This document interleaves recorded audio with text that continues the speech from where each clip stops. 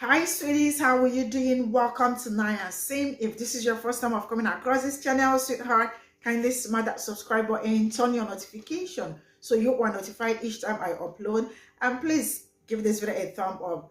I appreciate you all so much, and I am saying a very big shout out to every one of you for all the love and support you all give me here. I am truly grateful. You all are super sweet.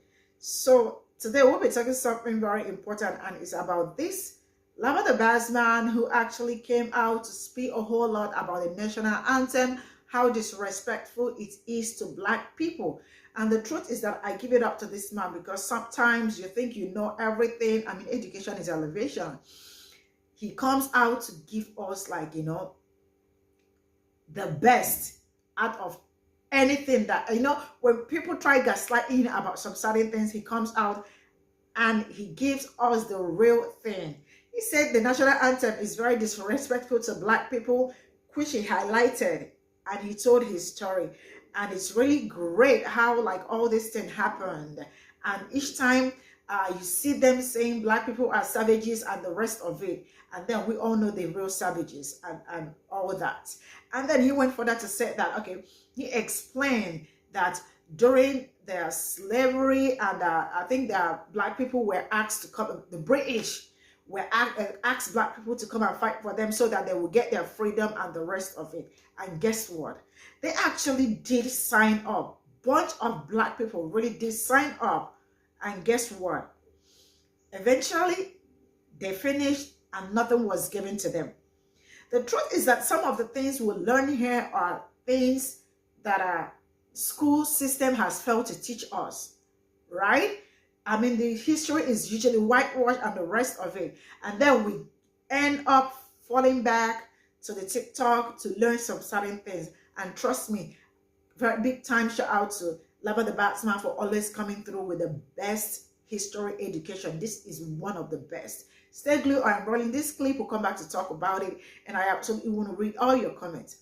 Let me know what you all think in the comment section. And straight up, I am rolling the clip. Hey, good morning. I pulled out a couple ingrown hairs.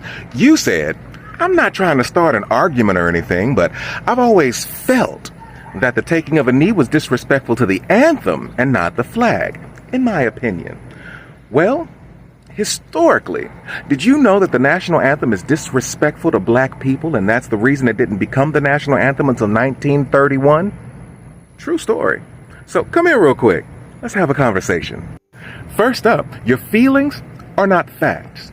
So in a factual conversation about what is and what isn't, your feelings have no merit. They are feckless. Keep them to yourself. Now that we've gotten that out of the way, let's take a look at the lyrics of the Star-Spangled Banner. Now, we only sing one verse because the rest of them have been deemed problematic, especially the third verse, which starts off like this.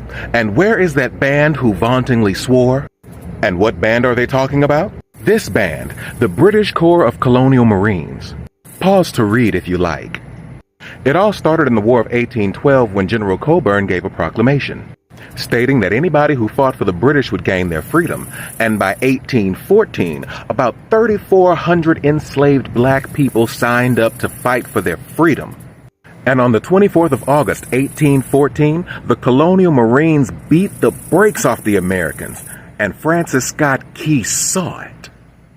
You see, the British not only promised freedom and a land to these Black colonial Marines, but they also promised refuge to them as well. Pay attention to that word refuge because it's going to come up later. So these Black soldiers fought with everything they could, winning battles left and right, even going so far as to burn down the White House. The verse goes on to say, who vauntingly swore that the havoc of war and the battle's confusion, a home and a country should leave us no more. What does vauntingly mean? It means to boast, to brag, or praise excessively. And who was doing this at this time? The British Corps of Colonial Marines, who were winning battles in the War of 1812. In total, it was about 4,000 Black people bragging about the battles that they had won as they fought for their freedom. The first line of the third stanza of this diss track asks, where they at? And the second line answers, it says, their blood has washed out their foul footsteps pollution. Whose blood are they talking about? Whose blood washed out their foul footsteps pollution? the blood of the British Corps of Colonial Marines, the blood of black people who were fighting for their freedom. It goes on to say that no refuge could save the hireling and slave from the terror of flight or gloom of the grave. See that word refuge again? Who was giving them refuge? The British were. So what or who is a hireling? Well, during this time, a hireling was one who works for hire. And who was that? According to the book Hirelings, African American Workers in Free Labor in Early Maryland, it was the enslaved black people who were sold by white enslavers. And after they sold their enslaved black people, they got mad at the free people of color who were leaving. So in 1719, they passed laws preventing free black people from leaving the state because they wanted somebody to work the land for them because they was too lazy to do it themselves. And in the 1800s, a hireling was used disparagingly for anybody who worked for mercenary motives. What is a mercenary? A mercenary is one that serves merely for wages, or a soldier hired into foreign service. And who were these soldiers hired into foreign service? Enslaved black men who fought in the British Corps of Colonial Marines. So far, the third verse of the national anthem goes a little like this. So where the black people I saw fighting for their freedom, who was bragging about they was gonna beat us? They're dead, and their blood has washed out the pollution that is their footsteps.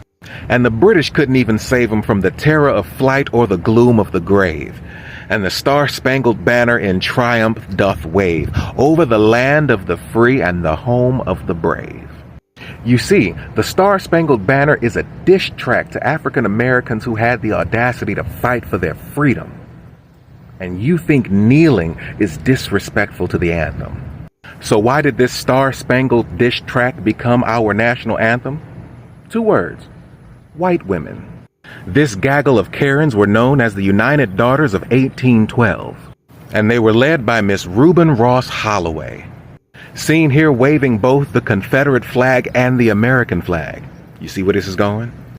So on June 14th, 1931, the National Society of the Daughters of 1812 and the state of Maryland sponsored a ceremony at the War Memorial Plaza in Baltimore to celebrate the new national anthem.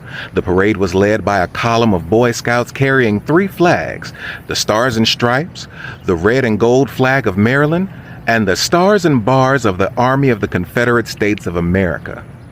So why were they flying the flag of traitors? Well, Miss Holloway said it best. The Confederate flag, she declared, was also a star-spangled banner. And in 1917, President Woodrow Wilson made it a national anthem. Now, Woodrow Wilson was a Southern white supremacist and a racist who sympathized with the lost cause narrative. Now, Wilson ran on a platform of fairness and equality, but after he was elected, he was like, forget all that. Let's bring the racism. Then in 1919, they started playing the song and singing all the verses at baseball games. But after World War I, people were like, I don't want to sing this anymore. So James Weldon Johnson and his brother wrote Lift Every Voice and Sing as an alternative to the Star-Spangled Banner. Well, racist white people didn't like that. So on March 3rd, 1931, President Hoover signed into law that the Star-Spangled Banner would be the national anthem of the United States of America. That's the same year that James Earl Jones was born. That's right. The Star-Spangled Banner as our national anthem and James Earl Jones are the same age. And it only became our national anthem because of racism. The more you know. Oh my goodness. I am not going to lie to you guys. Education is elevation, especially when you know what you are doing. Trust me. I mean, this is just another angle. Like, there are some certain things you think you know more, not even knowing that. I just love to watch this man's videos because they are very educative and and bring so many things to light.